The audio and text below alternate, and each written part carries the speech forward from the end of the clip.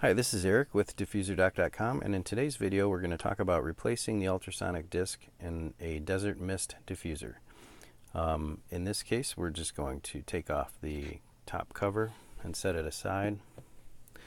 We're going to remove the bottom cover and set it aside, and expose the disc and the retaining ring. The kit comes with a new disc and a disc removal tool, and what I'm going to do is use the disc removal tool to get into these two grooves in the retaining ring such as the retaining ring looks like this, and the disc tool slides into these two grooves, and you can just use that as a kind of a big screwdriver to unscrew the disc. So what we're going to do is go ahead and put this down here into this retaining ring and give it a twist to the left and remove that ring. And over time, a little bit about these rings, they can corrode, and then they'll be very hard to unscrew if that's the case, and they can maybe like these to be nice and shiny, but if they become unsightly and very corroded, we do carry replacement rings that you can buy to replace that, and that'll keep the grooves nice and clean and easier to replace in the future. So if your ring is looking really bad, it may be a good idea to replace this. It's not 100% necessary though, only if you feel that it has a bad cosmetic appearance, or if you think that it's going to start corroding and locking your disc in there. If it does, then it's going to be very hard to change in the future. So we'll set this ring aside and we'll take the old disc out. When these discs fail, they fail for a number of reasons. Number one, this is like a Teflon coating on these original discs. This will wear off, and it'll start to show a spot, and then you can see that it's wearing away.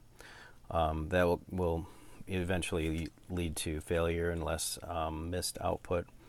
The other thing is that these discs actually vibrate really fast, and they sort of beat the water into and they atomize it by banging around into it super fast. Over time, the mechanical properties of the disc break down just by use. Typically, ultrasonic discs are rated for about 5,000 hours, and after that time, they lose their effectiveness and they just begin to fail. When they fail, the diffuser believes that the reservoir is out of water. It uses the disc to give feedback to the controller to say whether there's water in here or not by the load on the disc. If the disc is bad, it can't detect if there's water in there, and the unit shuts down. Then it's time to replace the disc. So two reasons: if it's cosmetically worn, or if your unit just fails to work, it's probably time for a new disc. I'm going to set this disc aside and take a new disc from our kit. Also, inside the cavity here where the disc came out of, there's a silicone retaining ring, this yellow ring. If this is looking really smashed or worn, this one looks brand new. This is a pretty much new diffuser, so there's no reason for this to be in bad shape. But if it does look like it's in bad shape or pretty smashed down, it's a good idea to replace this ring with a new silicone seal. They just pop in like here, like this, and then the new disc goes on top. In this case, the seal does not need to be replaced. It looks fine to me. Sometimes it's just a good idea to replace the seal anyway, just to make sure there aren't any leaks into the circuitry below. I'm going to put this back in since it's practically a new diffuser for a demonstration, but there we go. And this is the new disc. This disc has it's fused glass. It looks the same. It's white, but it's actually a fused glass on the top instead of Teflon. And the performance characteristics should be the same, if not maybe a little bit better. as far as creating mist. But in this case, we'll lay the new disc on top, and that is not this side down, the white side up.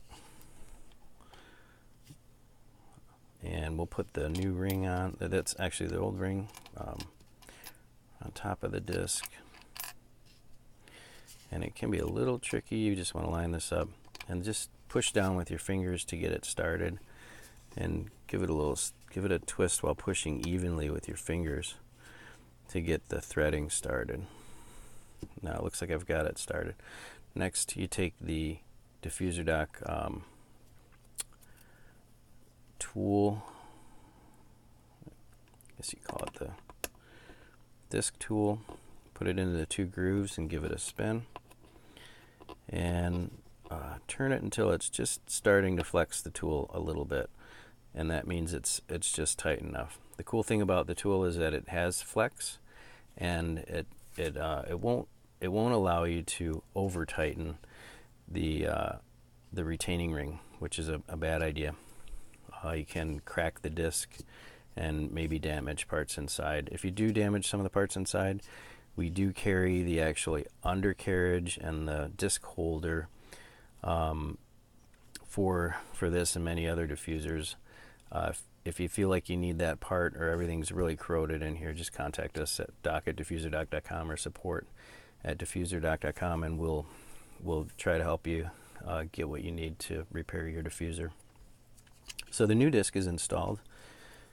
What we'll do is do a visual, check that everything is okay, make sure we have power, and I'm going to go ahead and add water, and we'll give it a test. So water's in, and put the internal lid on. I suppose there's a marker to line up here. I usually just spin it around until it gives. And then we'll turn it on. Check to make sure we're getting good mist output. And we are. We'll put the top cover on. And there we go. A desert mist diffuser with a new disc. If you have any questions about it, contact us at support@diffuserdoc.com or doc@diffuserdoc.com. Follow us on Facebook. Like this video if it's helped you, and please subscribe to our YouTube channel for other tips and tricks and diffuser related videos. Appreciate your support, and we'll see you next time. Thanks.